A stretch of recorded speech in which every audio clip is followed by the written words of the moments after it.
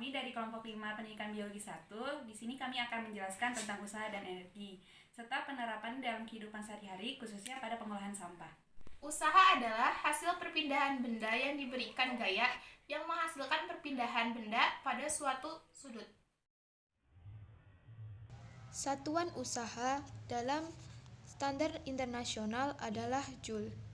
Jika sebuah meja didorong dengan gaya 1 Newton dan berpindah sejauh 1 meter, maka usaha yang dilakukan adalah 1 Joule. Usaha adalah hasil perkalian vektor dot produk antara gaya F dengan perpindahan S. Sehingga usaha dapat dirumuskan sebagai berikut, di mana W sama dengan F dot S, di mana F adalah gaya dengan satuan Newton, S adalah perpindahan dengan satuan meter, dan W adalah usaha dengan satuan Joule.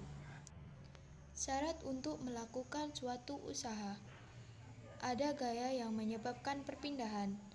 Arah gaya harus searah dengan arah perpindahan. Banyaknya persoalan mengenai usaha dapat kita jabarkan berbagai macam usaha, di antaranya usaha oleh beberapa gaya, usaha bernilai 0, usaha positif dan usaha negatif, usaha oleh gaya terhadap sudut. Ada seorang wanita menarik balok dengan gaya F dan sudut theta, sehingga balok berpindah sejauh S.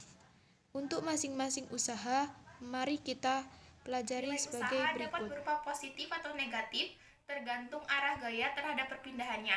Jika gaya yang diberikan pada objek berlawanan arah dengan perpindahannya, maka usaha yang diberikan bernilai negatif. Sedangkan, jika gaya yang diberikan searah dengan perpindahan, maka objek tersebut melakukan usaha positif. Usaha juga dapat bernilai 0 atau objek tidak melakukan usaha jika pertama, diberikan gaya namun tidak terjadi perpindahan. Kedua, gaya yang diberikan tegak lurus dengan perpindahan. Cos 90 derajat sama dengan 0. Usaha oleh gaya terhadap sudut. Ada sebuah benda ditarik dengan gaya F dengan sudut theta sehingga benda berpindah sejauh S. Maka, untuk mencari besaran usaha dapat dengan W sama dengan F dot S, di mana W sama dengan F dot S dot cos theta. Yang kedua yaitu energi. Energi adalah kemampuan untuk melakukan suatu usaha. Orang dan mesin akan melakukan usaha karena adanya energi. Banyak sekali energi yang ada di bumi. Contohnya energi listrik, energi nuklir, energi cahaya matahari, energi angin, dan energi air. Energi dibagi menjadi 3. Yang pertama energi kinetik, yang kedua energi potensial, dan yang ketiga yaitu energi mekanik. Yang pertama yaitu energi kinetik. Energi kinetik adalah energi yang dimiliki benda karena suatu keadaan sehingga benda dapat bergerak.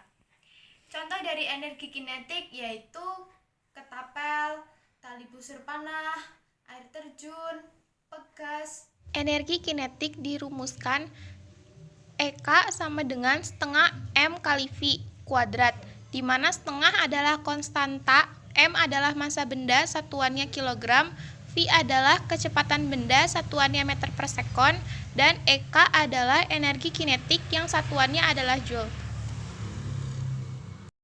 Yaitu energi potensial. Energi potensial adalah energi yang dimiliki benda karena gerakannya merubah suatu posisi. Contohnya yaitu bola yang sedang menggelinding. Contoh kasus sebuah balok bermassa M diikat pada seutas tali yang menggulung pada katrol yang licin. Anggaplah katrol dan tali ini tidak bermassa, di mana energi potensial dipengaruhi oleh massa, percepatan gravitasi, dan ketinggian benda.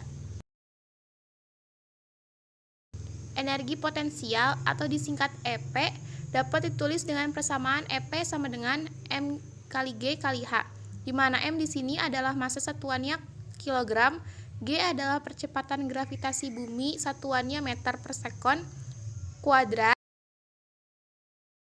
Dan H adalah ketinggian benda, satuannya meter. Sedangkan satuan energi potensial adalah Joule.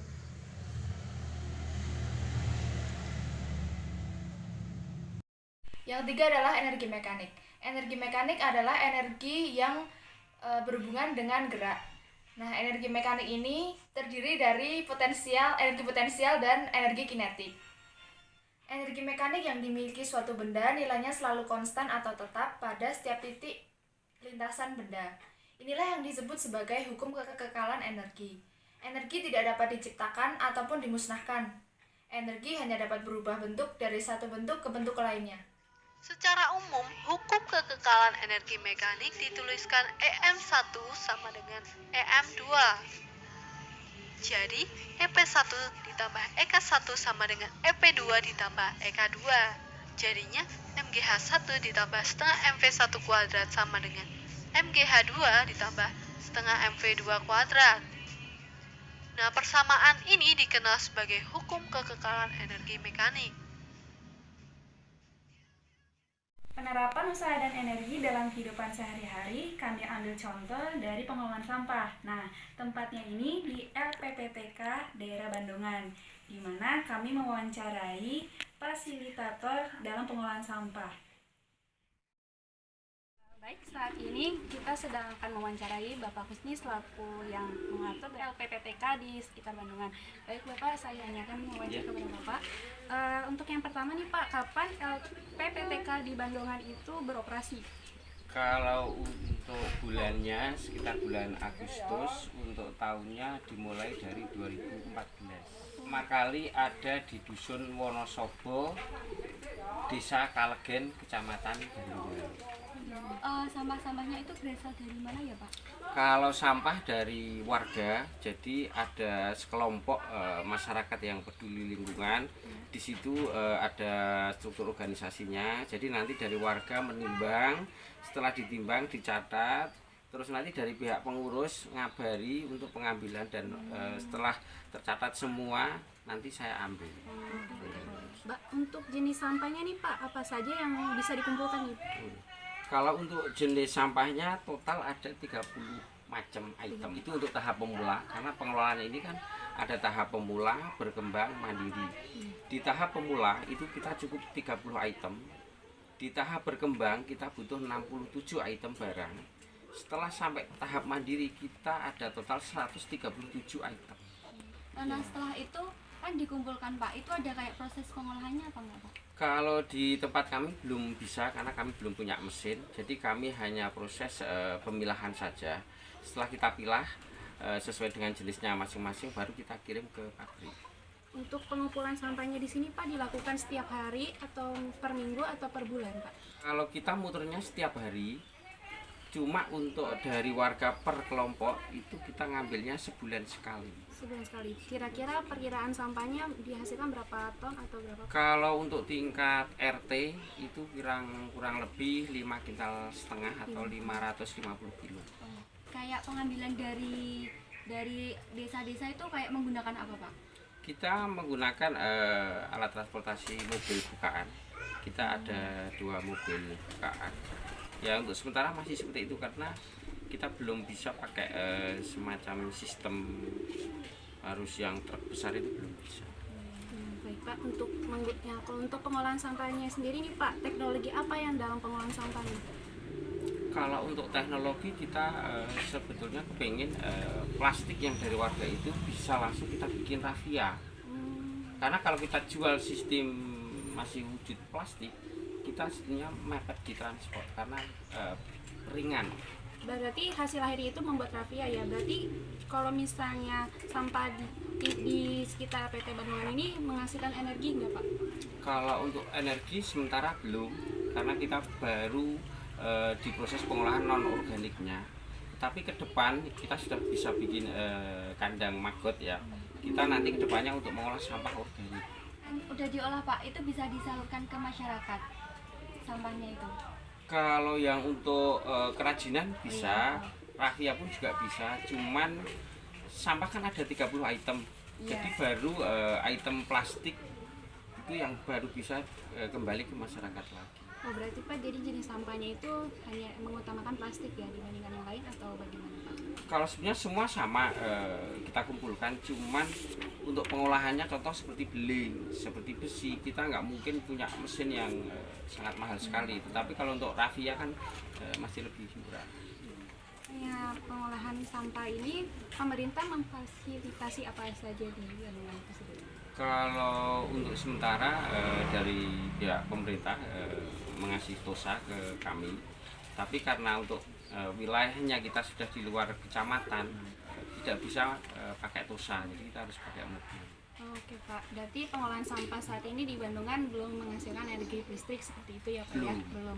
Nah Bapak untuk kedepannya nih Pak, buat pemerintah sendiri, Bapak mau ngasih saran untuk apa kedepannya? Kalau kami harapan dari pemerintah ya, betul-betul bisa membiayai pegiat-pegiat lingkungan yang ada di Kabupaten Magelang, karena sebetulnya dari komunitas sendiri itu banyak sekali ide-ide atau mungkin inovasi-inovasi, tetapi karena berkaitan dengan dana dan kita sifatnya masih mandiri, ya kita bantu apa yang kita butuhkan termasuk alat-alat. Terima kasih atas wawancara yang telah Bapak sempatkan pada kesempatan kali ini. Baik, untuk wawancara saat ini cukup sekian. Terima kasih Pak suaranya. Terima kasih buat semuanya. Kesimpulan dari wawancara ini adalah saat ini LPPTK Bandungan belum memiliki pengolahan sampah untuk pembangkit listrik dan baru direncanakan untuk kedepannya. Karena pemerintah belum berperan langsung dalam pengelolaan sampah di Bandungan tersebut. Pengelolaannya masih mandiri. Namun, pada pengolahan sampah ini terdapat usaha, yaitu pembuatan tali rafia dari sampah anorganik dan prosesnya, pengambilan sampah dari beberapa tempat yang dilakukan oleh manusia, dan pengolahan sampah organik dengan bantuan mikroorganisme berupa maggot yang dikembangbiakan. Demikian pembahasan usaha dan energi dari kelompok 5 Rombel 1 Pendidikan Biologi. Kurang lebihnya kami mohon maaf. Selamat sore.